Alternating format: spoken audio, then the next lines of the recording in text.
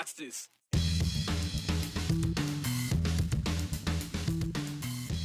If we choose to meet the needs for this student, what are we not going to do over here as a result of that? One mother's complaint is pushing the state to reevaluate its criteria for what kids need special education classes and how they plan to fund it. No, we've dealt with it in the past. We get calls all the time.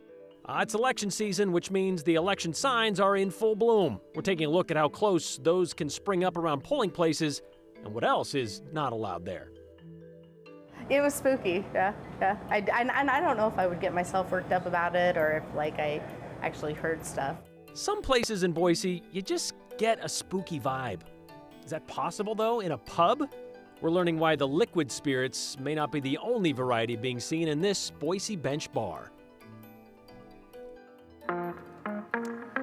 Idaho education leaders are pointing out a long-standing flaw in funding the system, and those leaders have identified who has consistently been drawing the short straw of late. For years, Idaho has funded special education based on a flat percentage rather than actually calculating the need and awarding dollars based on that need. Well, the numbers are in.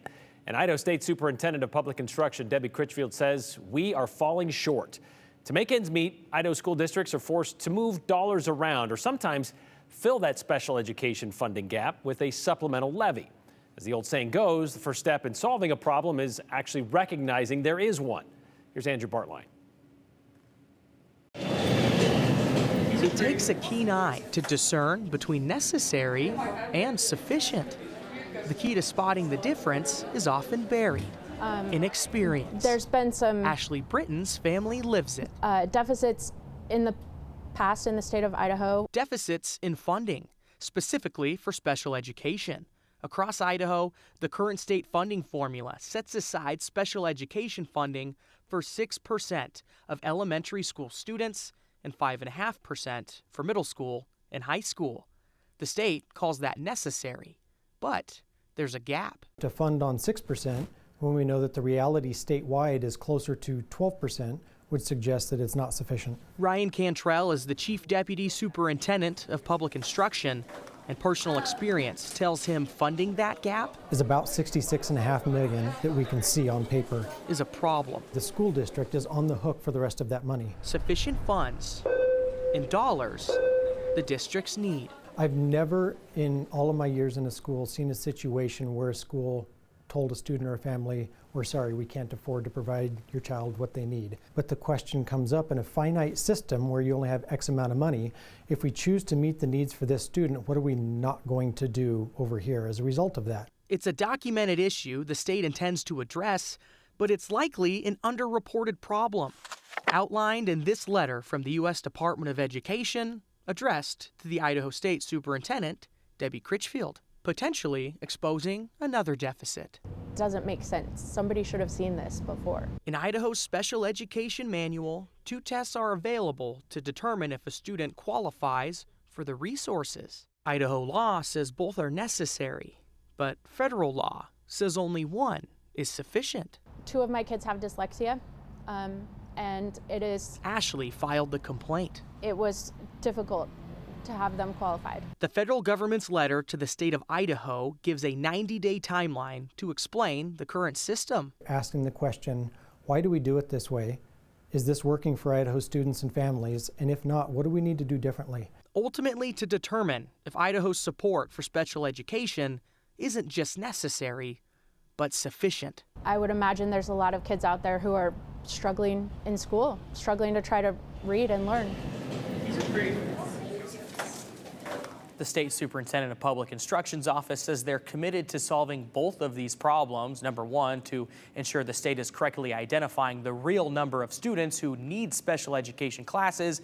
And then the second piece of that, of course, is accurately funding those needs. However, Brian, the education budget, as you know, is decided by JFAC, which then has to be approved by the Idaho State Legislature. And also to change the language in the state's special education manual, drum roll, legislature again. Legislature. So it all comes back to the legislature. And the $66 million gap, I mean, we talk about what they're funding is 6%. Some districts all across the state, it's 12%. But it could be higher than that, right? That require or need this special education? Yeah, Superintendent Critchfield in a previous meeting said that I think the Salmon School District, if I'm getting that right, it's 16% of students are qualifying for special education in one way or another. Wow. And so that's a 10% difference in what they would be getting funding for. There's a lot of issues there to address. All right, thank you very much, Andrew. Speaking of legislature, November election, not necessarily voting for legislators, I know that, but the November election is a week from today. And maybe you're just trying to keep up with who's running for what by keeping tabs on your social media accounts. Maybe like us, you saw something posted out of North Idaho showing a compilation of clips from Twitter at the elections office in Kootenai County. Signs all over a voting location, right?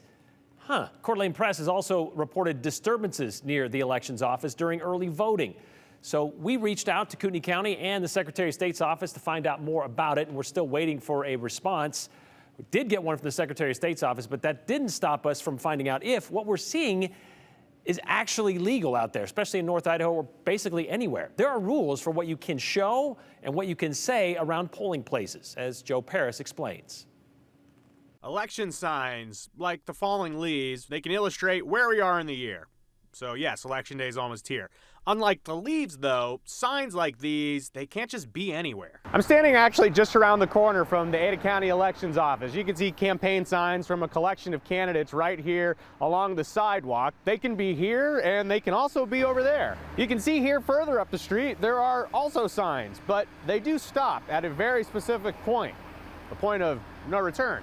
We have trained our chief judges to keep an eye on this. The statute says 100 feet from the polling location for signs and any kind of electioneering in terms of people campaigning or anything like that with buttons, shirts, t-shirts, anything like that. Ada County Clerk Trent Triple says this is something polling locations have to deal with. It's not a what if. What our challenge sometimes is when a person comes in with a badge or something on that wants to vote. We've trained our chief judges to ask them nicely to cover up or take it off once, but we're not going to deny someone the opportunity to vote. And so we're probably going to try to push that person through the voting as fast as possible and get them out of the precinct. But it is something that we keep an eye on. So we have measured that, and we have that routinely where someone, maybe here we have candidates that come down to the office. That can be a sensitive situation because we have early voting going on. It's not just signs, buttons, and stickers. Sometimes the problem's a large moving target. No, we've dealt with it in the past. We get calls all the time. Cars that are plastered with campaign literature pulled into the parking lot, and people jump out to vote, and for the moment that it's in there, it becomes a big deal for a lot of people. So about those signs outside the elections office in Ada County. Might be a silly question. Has anyone ever measured? It is 100 feet, exactly. And so we do know exactly where 100 feet is in this office just because of that. So something interesting that Ada County election officials mentioned to me today while I was checking in with them is the possibility of a runoff. And remember 2019 in Boise, we could be in a situation similar to this go around. So Saul Seiler, the election chief for Ada County, explains the possible runoffs we could see in Eagle and Boise. There are two races that could go to a runoff in this election. It's the Eagle mayor race and the Boise mayor race. Some of you may recall there was a runoff in 2019 for the Boise mayor race. So a similar situation could happen in this for either of those races. That will be triggered if no one gets 50% of the ballot in the first go around. So in the event that someone doesn't hit that 50% mark, the top two vote getters will go to a runoff. That runoff by law has to occur within 30 days of the original election. So right now we're targeting a date of December 5th for that runoff. So it's a tight turnaround. But we do all the same processes. We will have absentee in place, we will have early voting in place, we will have election day voting in place. That allows us to ensure that everyone has the right to participate in that runoff that also participated in the general election. That's something a little unique in this election, and I think there is a high likelihood that we could run that because we have 4 candidates in each of those races, so there is a chance that no one gets 50% in those. So in 2019, there was confusion because a runoff had not happened in a long time in our area. So Brian, the reason we tell everyone this is that every single vote counts, and they're expecting what could be an all-time record for an off-year election. Again, not a presidential cycle. This is an off-year, the odd election. They're estimating, Brian, up to maybe 40% turnout, so they're getting ready to make sure they have enough ballots and make sure everything's in place. In terms of pure volume, though, I'm talking about the amount of individual voters. We could set a record a week from today. 40%, that'd be a pretty good number. Right? Oh, yeah, it'd be huge. All right, we'll keep tabs on that. Okay, so we knew the state of Idaho would have something to say about Aaron von Ehlinger's appeal to overturn his rape conviction. Former Idaho lawmaker was found guilty of raping a 19-year-old State House intern and sentenced to 20 years in prison back in August of 2022. Nearly a year later, von Ehlinger filed his appeal, claiming the court made a mistake in allowing the nurse who examined Jane Doe, allowing her to testify, calling it hearsay, and saying the court allowed leading questions. Well, von Ehlinger also blamed his original attorney for not objecting to that testimony at the time, who also, by the way, refused an offer of a mistrial during that trial. He claims, von Ehlinger, without this evidence being allowed, he would not have been convicted of rape. Well, the state filed its response late last week, saying basically, you had the chance to object, your lawyer didn't. And if in fact evidence was properly admitted, well, something that von Ehlinger has failed to establish, they say, the proper remedy would be a retrial, not an acquittal. So now it's up to the Idaho State Supreme Court to decide if they want to take up that appeal.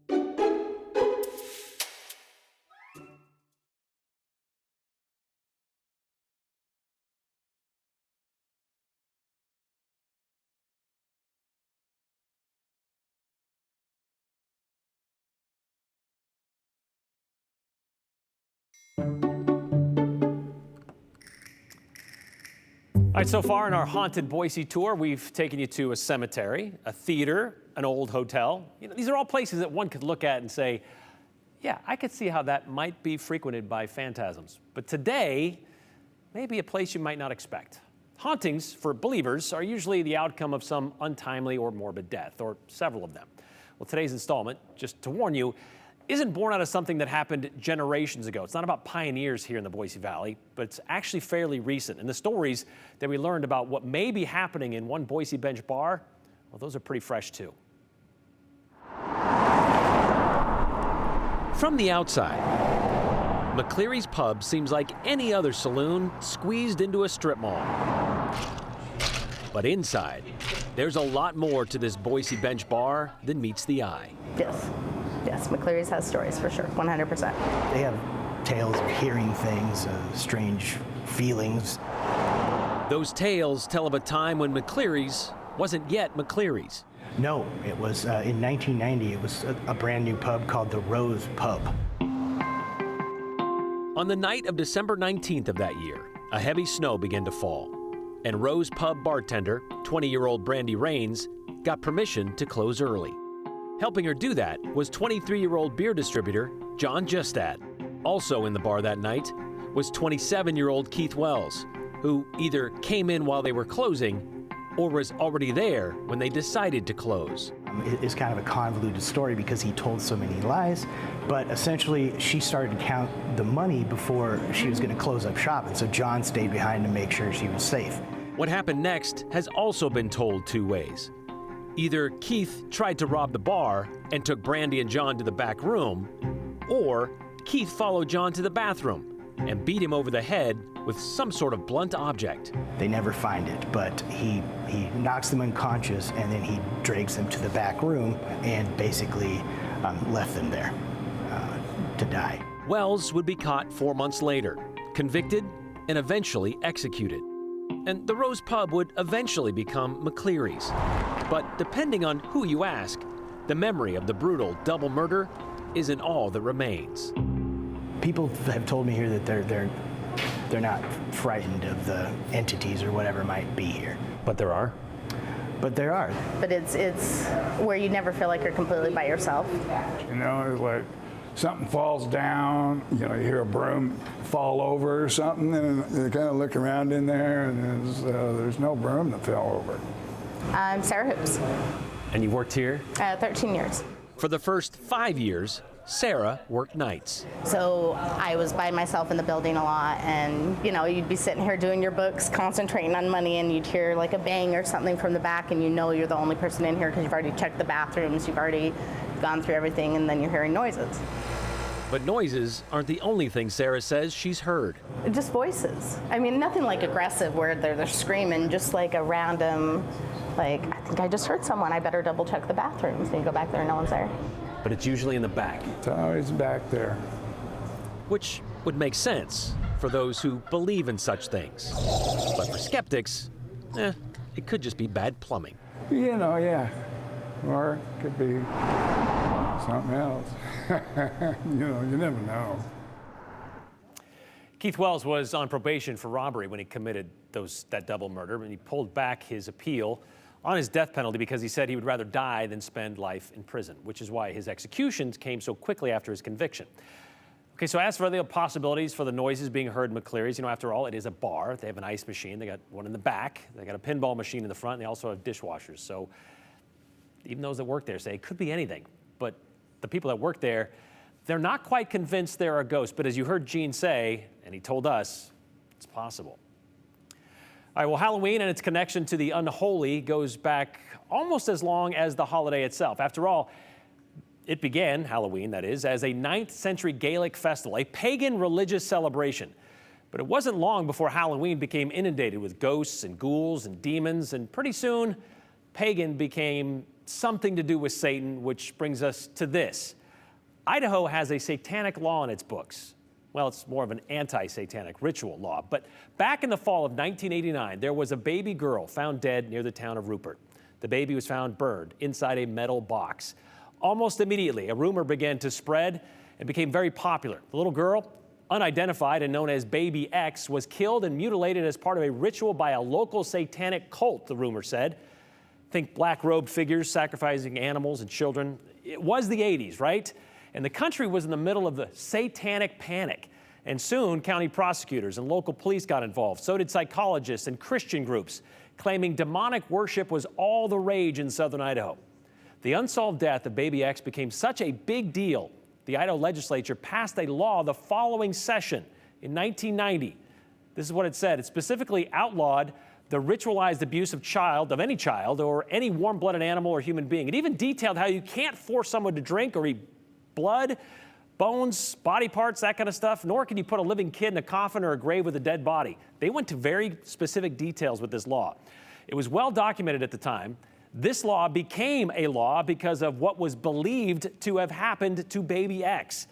Except what happened to Baby X wasn't ritualistic at all. Even at the time she was discovered, there was speculation she died of pneumonia.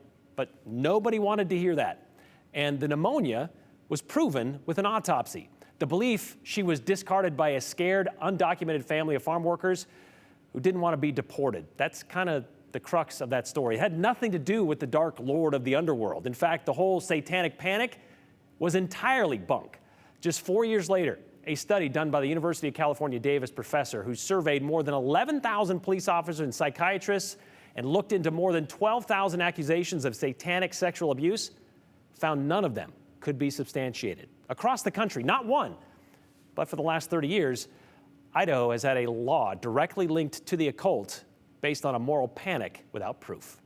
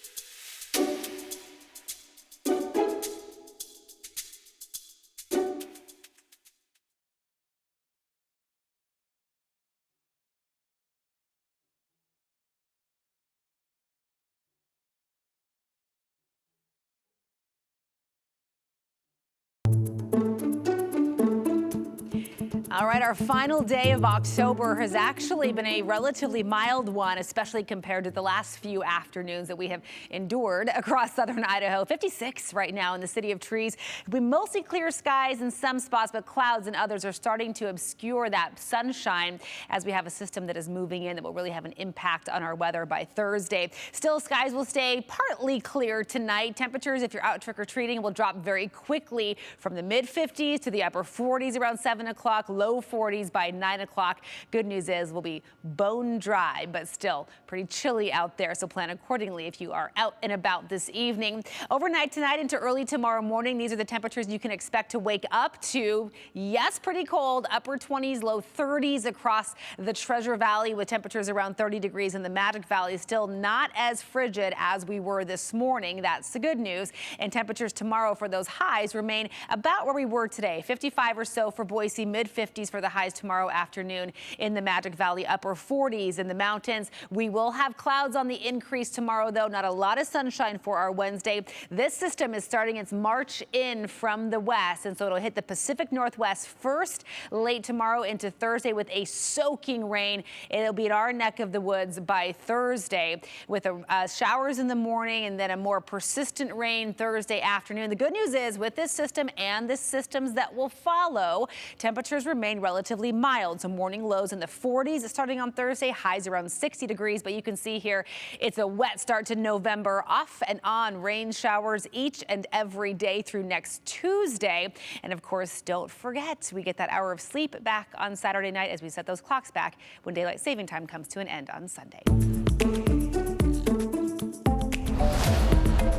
I love Halloween. It's just a great month.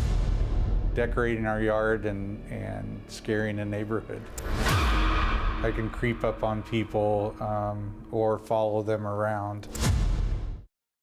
Yeah, he does, and scares you pretty well, too. Remember our frightening friend Chris Hasnerall? He was competing to be the next face of horror in a national competition, win $13,000, and he'd be able to meet one of his horror heroes. That'd be Kane Hodder, who plays Jason in the Friday the 13th movies.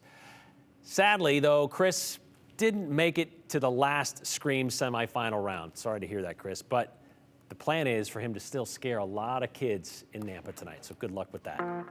Something else that might be a little bit scary for some people, snow leopards, not because they're afraid of ghosts. Zoo Boise tweeting this video of their snow leopard investigating this ghost and actually getting a little spooked this morning. Let's see what this happens.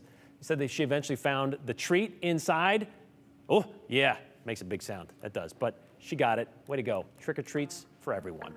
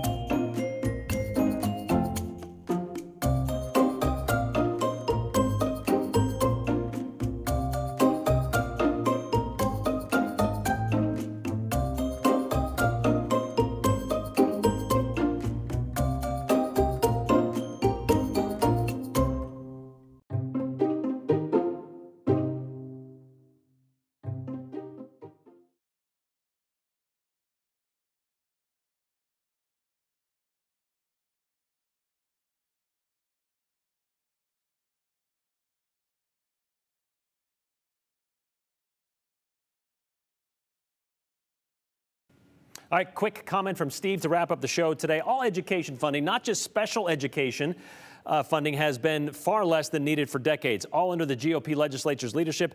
Educated citizens tend to be more informed voters, which isn't good for the GOP leadership. And it's true, state Supreme Court says so since 2005. We'll see you tomorrow.